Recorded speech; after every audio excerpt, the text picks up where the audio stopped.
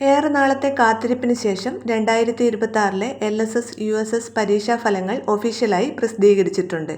ഈ വർഷം മുതൽ CM സ്കിഡ് സ്കോളർഷിപ്പ് എന്ന പേരിലാണ് ഈ പരീക്ഷകൾ അറിയപ്പെടുന്നത്. റിസൾട്ട് പ്രസിദ്ധീകരിച്ച വിവരമറിഞ്ഞ് ഒട്ടനവധി കുട്ടികളും രക്ഷിതാക്കളും റിസൾട്ട് നോക്കാൻ വെബ്സൈറ്റുകളിൽ കയറി ബുദ്ധിമുട്ടുന്നുണ്ട് എന്നറിയാം. സൈറ്റ് ലിങ്ക് കാണുന്നില്ല, അല്ലെങ്കിൽ റിസൾട്ട് നോക്കാൻ പറ്റുന്നില്ല എന്ന് പറഞ്ഞ് ഒട്ടേറെ പേർ വിഷമിക്കുന്നുണ്ട്.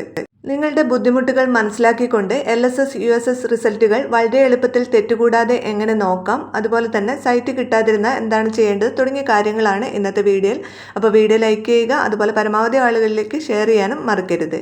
പരീക്ഷാ ഭവൻ്റെ ഒഫീഷ്യൽ പോർട്ടലിൻ്റെ ലിങ്കാണ് ഇവിടെ കൊടുത്തിരിക്കുന്നത്. ഇത് ഡിസ്ക്രിപ്ഷനിലും കൊടുക്കുന്നുണ്ട്, അതുപോലെ കമൻറ്റ് ബോക്സിൽ പിൻ ചെയ്തും വയ്ക്കുന്നുണ്ട്. ഈ ലിങ്കിൽ ക്ലിക്ക് ചെയ്ത് റിസൾട്ട് വ്യൂ എന്ന ഓപ്ഷനിലേക്ക് പോവുക. അവിടെ 3 വിവരങ്ങൾ കൊടുക്കാനുണ്ട്. ആദ്യം എക്സാമിനേഷൻ ടൈപ്പ് തിരഞ്ഞെടുക്കണം. നിങ്ങൾ 4ാം ക്ലാസ്സിലെ LSS പരീക്ഷയാണ് എഴുതിയതെങ്കിൽ LSSE എന്നും 7ാം ക്ലാസ്സിലെ USS പരീക്ഷയാണ് എഴുതിയതെങ്കിൽ USSE എന്നും കൃത്യമായി സെലക്ട് ചെയ്യുക.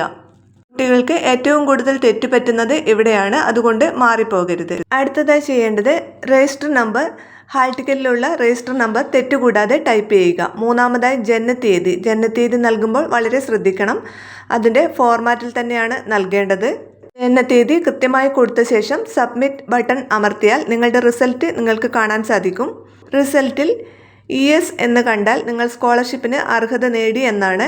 അതുപോലെ NS എന്നാണ് കാണുന്നതെങ്കിൽ നോട്ട് എലിജിബിൾ എന്നാണ് അർത്ഥം. ഇനി പലരും പറയുന്ന പ്രധാനപ്പെട്ട പ്രശ്നമാണ് സൈറ്റ് ലോഡ് ആകുന്നില്ല, അല്ലെങ്കിൽ എറർ എന്ന് കാണിക്കുന്നു.